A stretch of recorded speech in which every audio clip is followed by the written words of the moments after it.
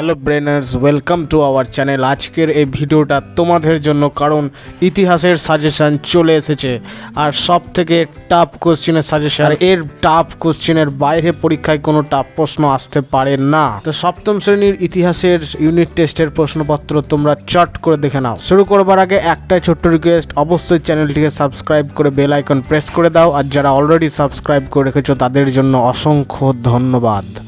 তো চলো আর বেশি দেরি না করে ভিডিও শুরু করা যাক। তার আগে বলে রাখি, তোমাদের জন্য হোয়াটসঅ্যাপ গ্রুপ খোলা হয়েছে, তোমরা অতি অবশ্যই হোয়াটসঅ্যাপ গ্রুপ জয়েন করে নাও। So let's start the class today.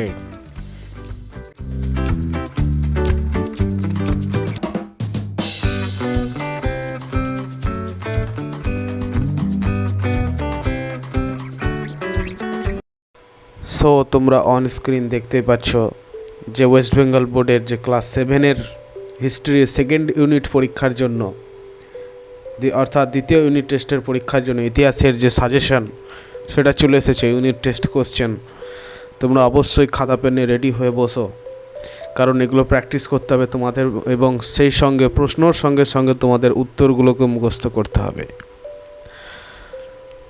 তবে চলো শুরু করা যাক। এবার প্রথমে তোমাদের যেরকম প্রশ্ন থাকবে সেটা হলো সঠিক উত্তর নির্বাচন করো, এরকম ধরনের। হয়তো বলবে তোমাদের পরীক্ষায় যে কোনো 5টি প্রশ্নের উত্তর কমপ্লিট করো। প্রথম প্রশ্ন এখানে দেখতে পাচ্ছ যে আরবিডু বংশের প্রথম শাসক কে ছিলেন। জানি প্রশ্নগুলো টাফ মনে হচ্ছে, কিন্তু আজকের যেই টপ কোশ্চেনগুলো তোমাদের জন্য আনা হয়েছে এগুলো সবটাই টাফ। 70% টাফ প্রশ্ন আনা হয়েছে। কেন? কারণ পরীক্ষায় যেন তোমরা কোনোভাবেই কোনো প্রশ্ন ফেলে না আসতে পারো। অতএব তোমাদেরকে খুব ভালোভাবে প্র্যাকটিস করে রাখতে হবে। তো দেখো যে আরবিডু বংশের প্রথম শাসকের নাম কি? তুঘলক, চল্লিশা, তিরুমল, ভেঙ্কটেশ। এখানে সঠিক উত্তর হবে তিরুমল। তিরুমল হলেন আরবিডু বংশের প্রথম শাসক। নেক্সট কোশ্চেনে আমরা চলে আসি যে বানিহাটির যুদ্ধ কত খ্রিস্টাব্দে হয়েছিল। বানিহাটির যুদ্ধ হয়েছিল 1565 খ্রিস্টাব্দে, 1315 খ্রিস্টাব্দে, 1430 খ্রিস্টাব্দে, না 1740। তো এখানে সঠিক উত্তর হবে 1565 খ্রিস্টাব্দে। নেক্সট প্রশ্নতে আসা যাক যে বাহমনি রাজ্যের রাজধানী কোথায় ছিল। বাহমনি রাজ্যের রাজধানী কোথায় ছিল? গুলবার্গা, না সুরাট, না সুবা, না আহমেদনগর। তো এখানে সঠিক উত্তর হবে গুলবর্গা। বাহমনি রাজ্যের রাজধানী ছিল গুলবর্গা। নেক্সট প্রশ্ন হলো যে বিলগ্রামের যুদ্ধ কত সালে হয়েছিল। বিলগ্রামের যুদ্ধ কত সালে হয়েছিল? 1540 খ্রিস্টাব্দে, 1560 খ্রিস্টাব্দে, 1600 খ্রিস্টাব্দে, না 1609 খ্রিস্টাব্দে। তো এখানে সঠিক উত্তর হবে 1540 খ্রিস্টাব্দে, অর্থাৎ 1540 খ্রিস্টাব্দে বিলগ্রামের যুদ্ধ হয়েছিল। নেক্সট প্রশ্ন হলো যে নিকোলো কান্টি কে ছিলেন। নিকোলো কান্টি, ভালো করে প্রশ্নগুলো দেখে রাখবে যে নিকোলো কান্টি কে ছিলেন। নিকোলো কান্টি ছিলেন কে? ইতালীয় পর্যটক, পারসিক পর্যটক, চীনা পর্যটক, না রোমান পর্যটক। তো এখানে যে সঠিক উত্তর সেটা হবে যে নিকোলো কান্টি ছিলেন একজন ইতালীয় পর্যটক। ভালো করে মনে রেখে দিতে হবে, এটা খুবই ইম্পর্টেন্ট প্রশ্ন। এগুলো যদি পরীক্ষায় কোনোভাবে টাফ প্রশ্ন চলে আসে তবে এইগুলোর বাইরে কিন্তু আর কোনো প্রশ্ন আসবে না, 100% বলা যায়, কারণ এর থেকে টাফ আর হয় না তোমাদের সিলেবাসে। নেক্সট প্রশ্ন আছে যে ইবেন বতুতা ভারতে এসেছিলেন কোথা থেকে, অর্থাৎ কোথা থেকে ইবেন বতুতা ভারতে এসেছিলেন? চীন থেকে, পারস্য থেকে, না আফ্রিকা থেকে? দেখতে পাচ্ছ উত্তর যে আফ্রিকা থেকে ইবেন বতুতা ভারতে এসেছিলেন, একদম ঠিক। নেক্সট প্রশ্নতে আসা যাক, ওয়াতন কথার অর্থ কি? ওয়াতন কথার অর্থ কি? ওয়াতন কথার অর্থ হলো স্বদেশ, পরদেশ, না শহর। তো ওয়াতন কথার অর্থ হলো স্বদেশ। আর একবার দেখে নাও এমসিকিউগুলো। এই যে এমসিকিউগুলো তোমরা দেখলে এগুলো হলো খুবই টাফ এমসিকিউ, যে কেউ উত্তর দিতে পারবে না এই এমসিকিউগুলো, কারণ সহজ এমসিকিউ নয়। তোমাদের 3টে চ্যাপ্টার পরীক্ষা হবে। সে 3টে চ্যাপ্টার, একটা তুর্কি থেকে আছে, একটা হচ্ছে মোঘল, আর একটা চ্যাপ্টার আছে নগর, এগুলো। তো সেই চ্যাপ্টার থেকে প্রশ্নগুলো নেওয়া হয়েছে। আরবিডু বংশের শাসক ছিলেন তিরুমল। বানিহাটির যুদ্ধ হয়েছিল 1565 খ্রিস্টাব্দে। বাহমনি রাজ্যের রাজধানী ছিল গুলবর্গা। বিলগ্রামের যুদ্ধ হয়েছিল 1540 খ্রিস্টাব্দে। নিকোলো কান্টি ছিলেন একজন ইতালীয় পর্যটক। ইবন বতুতা ভারতে এসেছিলেন আফ্রিকা থেকে। আর ওয়াতন কথার অর্থ হলো স্বদেশ। আশা করি তোমাদের এই প্রশ্নের উত্তর দিতে আর কোনোরূপ সমস্যা হবে না, কারণ একদম ক্লিয়ারলি বুঝিয়ে দিয়েছি এবং মুখস্থ হয়ে গেছে আশা করি। যদি না মুখস্থ হয় আবার বারবার করে ভিডিওটা দেখো একদম মুখস্থ হয়েছে। কারণ এই প্রশ্ন ইতিহাসের সেকেন্ড ইউনিটের এই প্রশ্নের কঠিন, মানে এতটাই কঠিন প্রশ্ন যে এর বাইরে আর কঠিন হয় না। তো যাই হোক, এবার আমরা একটু বড় প্রশ্নতে আস্তে আস্তে আসবো। এগুলো হলো এক কথায় উত্তর প্রশ্ন, এক কথায় প্রশ্ন উত্তর, এগুলো আমরা এবার দেখে নেব। তো তার আগে আবার বলে রাখি যে তোমরা অবশ্যই ভিডিওটি ভালো লাগলে অবশ্যই লাইক করো এবং বন্ধুদের কাছে একবার করে শেয়ার করে দাও। বন্ধুদের কাছে বারবার শেয়ার করে দাও যেন তারাও এই ভিডিওগুলো খুব সহজে পেয়ে যায়। রাইট, তো চলো এবার নেক্সট প্রশ্নতে আসা যাক। আর হ্যাঁ, যারা নতুন আছে তারা কিন্তু অবশ্যই সাবস্ক্রাইব করো, কারণ এইরকম টাফ শুধু ইতিহাস নয়, ভূগোল, জীবনবিজ্ঞান, ভৌত বিজ্ঞান, সমস্ত বিষয় যেগুলো তোমরা পড়ছো সেগুলোর ওপর আনা হচ্ছে বা আনা অনেক হয়েও গেছে, তোমরা চ্যানেলে দেখতে পারো। আর ভবিষ্যতে অনেক ভিডিও আসছে, কারণ এখন পরীক্ষা সামনে আছে, এখনও পরীক্ষা যেহেতু হয়নি, অনেক ভিডিও আসছে। তো তোমরা অতি অবশ্যই সাবস্ক্রাইব করে বেল আইকন প্রেস করে দাও। আর যারা অলরেডি সাবস্ক্রাইব করেছে তাদের জন্য তো অসংখ্য ধন্যবাদ, তারা একদম সঙ্গে থেকে দেখো। তো চলো আর বেশি দেরি করব না, এবার শুরু করে দিই। নেক্সট প্রশ্ন আছে যে মালিক অম্বর কে ছিলেন? দেখো এতটাই টাফ মনে হবে যে মাথার উপর দিয়ে চলে গেল, একদমই তাই। মালিক অম্বর কে ছিলেন? এখানে মালিক অম্বর ছিলেন আহমেদনগরের একজন প্রধানমন্ত্রী। মালিক অম্বর ছিলেন হচ্ছে আহমেদনগরের একজন প্রধানমন্ত্রী। নেক্সট প্রশ্ন আছে দেখো, মুন্তাখাব উত তারিখ কার লেখা? মুন্তাখাব উত তারিখ, অবশ্যই এগুলো খাতায় কিন্তু নোট ডাউন করে নিতে হবে, কারণ এগুলো খুবই সাজেস্টিভ। মুন্তাখাব উত তারিখ কার লেখা? মুন্তাখাব উত তারিখের লেখক হলেন আব্দুল কাদির বদায়ুনি। আব্দুল কাদির বদায়ুনি। মুন্তাখাব উত তারিখের লেখক হলেন আব্দুল কাদির বদায়ুনি। নেক্সট প্রশ্ন হচ্ছে, ঔরঙ্গজেব কাকে স্বাধীন রাজা বলে মেনে নেন? এটা খুবই ইম্পর্ট্যান্ট প্রশ্ন, ভালো করে দেখে রাখবে যে ঔরঙ্গজেব কাকে স্বাধীন রাজা বলে মেনে নেন। ঔরঙ্গজেব স্বাধীন রাজা বলে মেনে নেন শিবাজিকে স্বাধীন রাজা বলে মেনে নিয়েছিলেন। কাকে চিরাগ ই দিল্লি বলা হয়? চিরাগ ই দিল্লি কাকে বলা হয়? তো এখানে চিরাগ ই দিল্লি বলা হয় সুফি সাধক শেখ নাসিরুদ্দিনকে বলা হয় চিরাগ ই দিল্লি। নেক্সট প্রশ্ন আছে যে বেদুইন কাদের বলা হতো? বেদুইন কাদের বলা হতো? আশা করি এই প্রশ্নটা পারবে, কারণ এটা একটু সহজ প্রশ্ন আছে। তো আরব দেশের যাযাবর মানুষদেরকে সবসময় বেদুইন বলা হয়।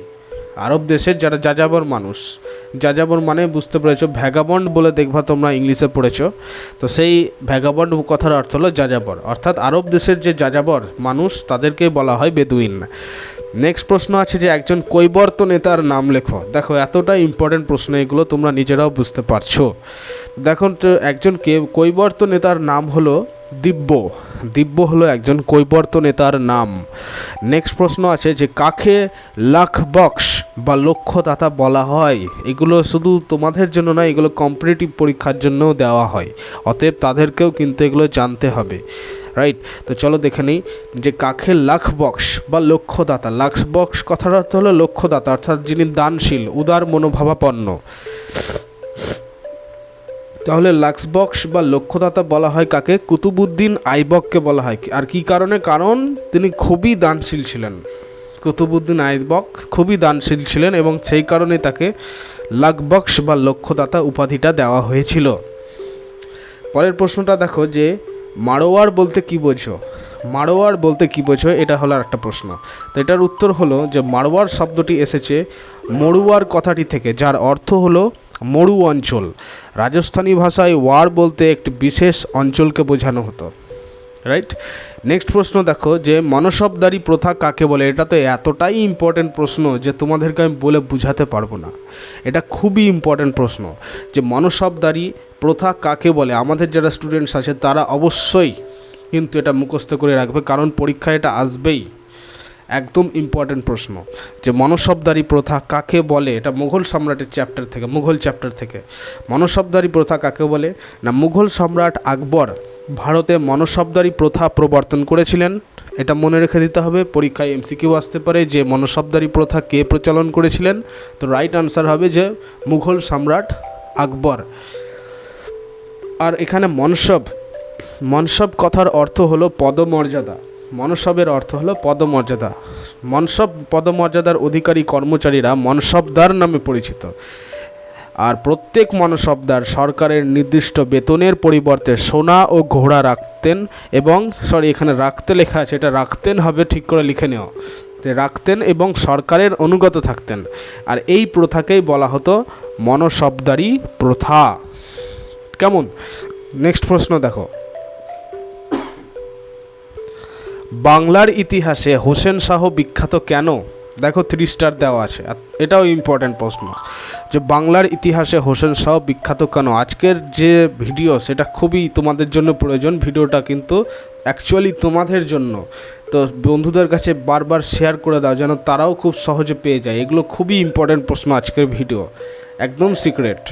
তো বাংলার ইতিহাসে হোসেন শাহ কেন বিখ্যাত না, মধ্যযুগের বাংলা অন্যতম শ্রেষ্ঠ শাসক ছিলেন আলাউদ্দিন হোসেন শাহ।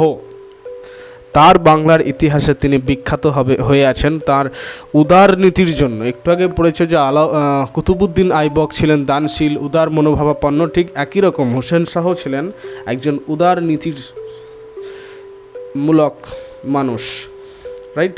তো সুলতান হোসেন শাহ ছিলেন ভদ্রবিলয়ী, এখানে ভুল লেখা আছে, ভদ্রশীল হবে, এটা ভদ্রশীল। আর এই ধর্মের প্রতি এছাড়াও তিনি সমস্ত ধর্মের প্রতি সমান শ্রদ্ধাশীল ছিলেন। এখানে একটু টাইপিংয়ের মিস্টেক তাড়াহুড়োর জন্য হয়ে গেছে, ডোন্ট মাইন্ড।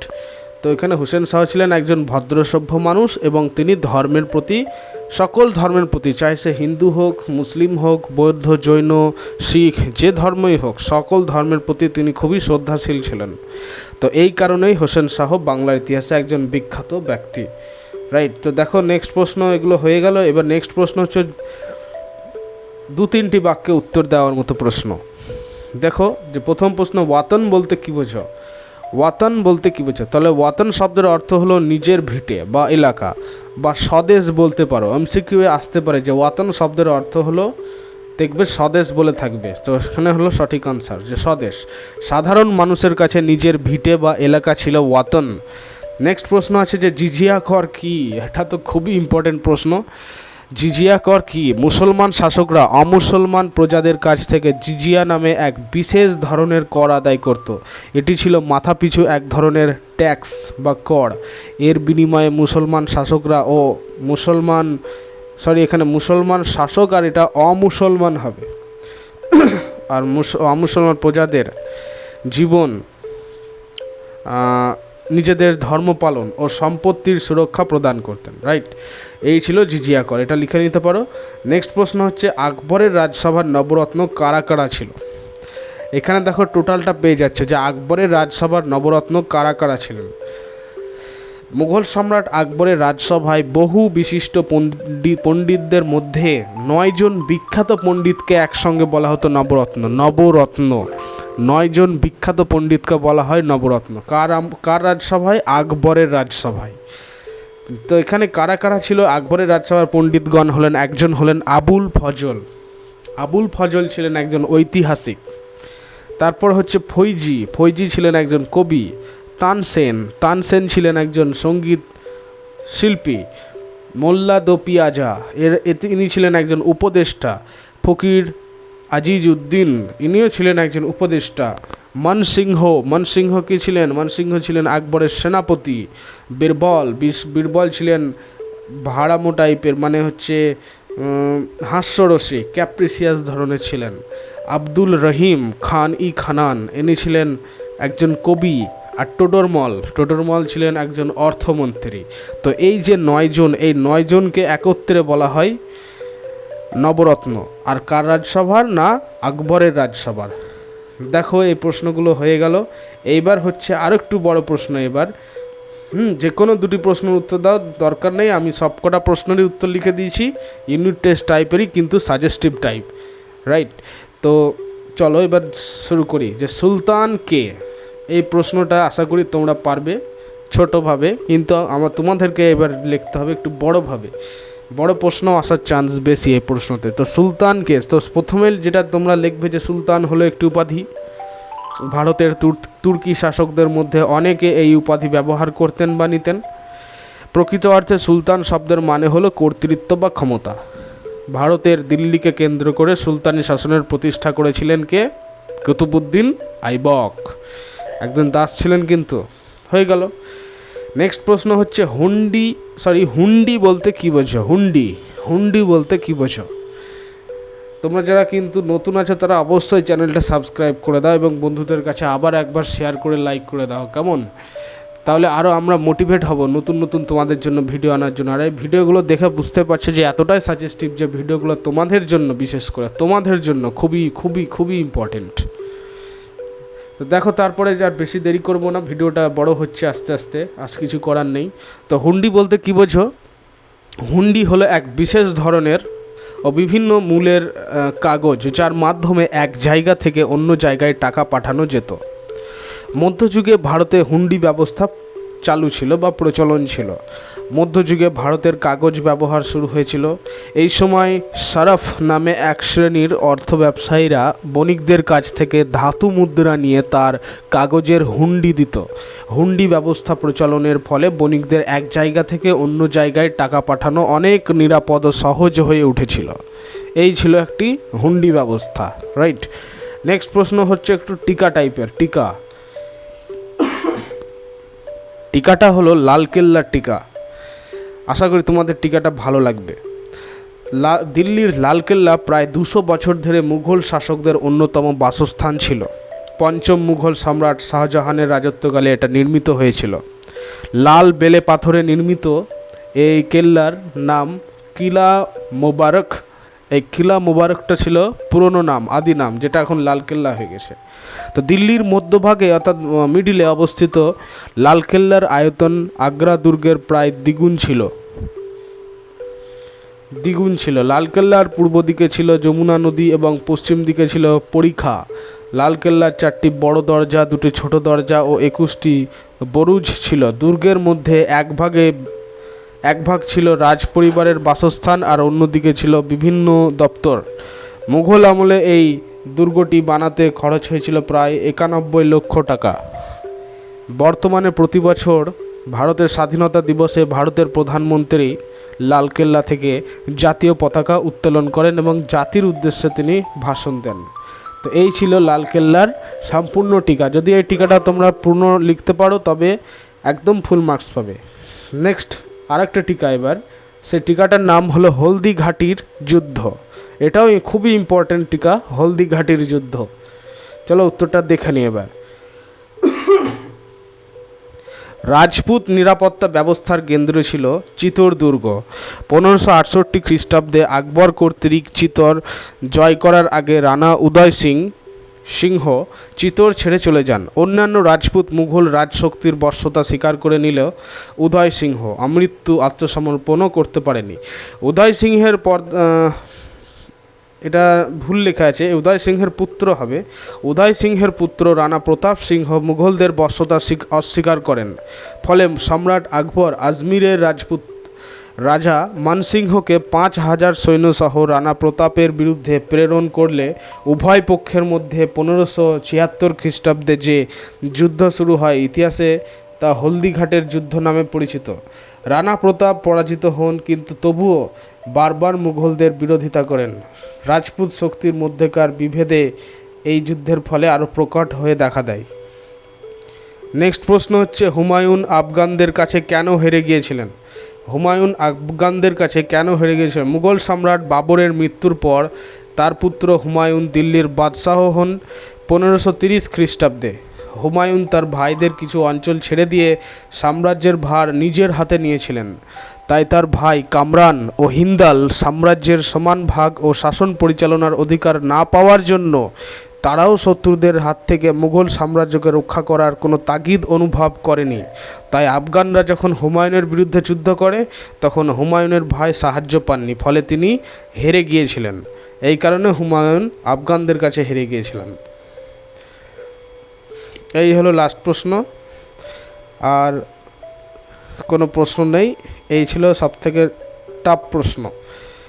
আরেকবার প্রশ্নগুলো দেখে নিই। বড় প্রশ্ন, সে সুলতানকে হুন্ডি বলতে কী বোঝো?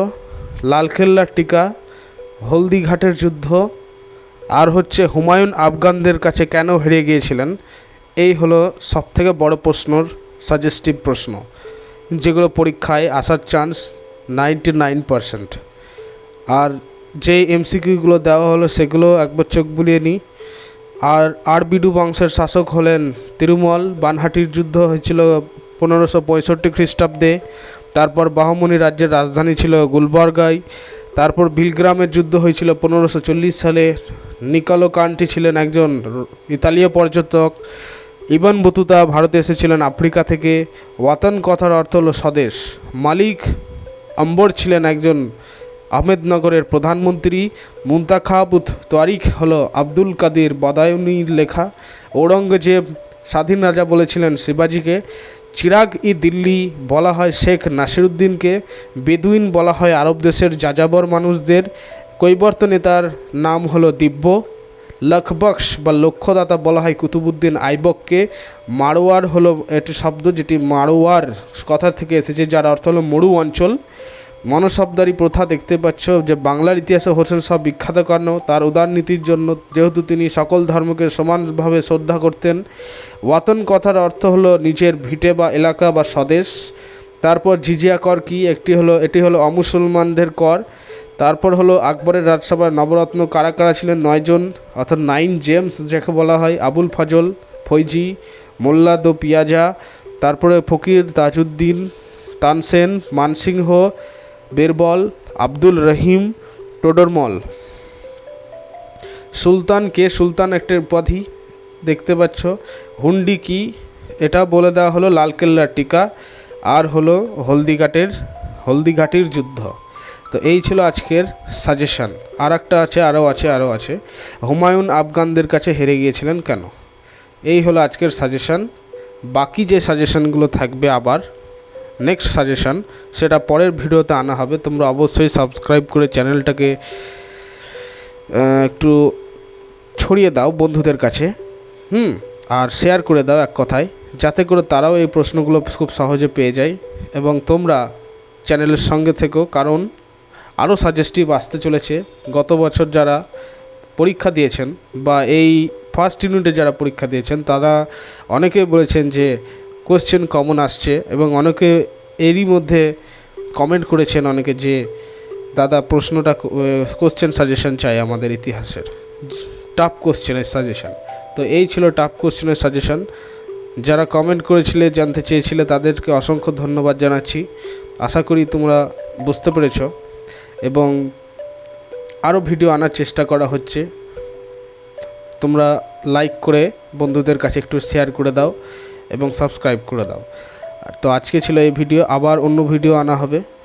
টাটা, বাই বাই, সঙ্গে থেকো।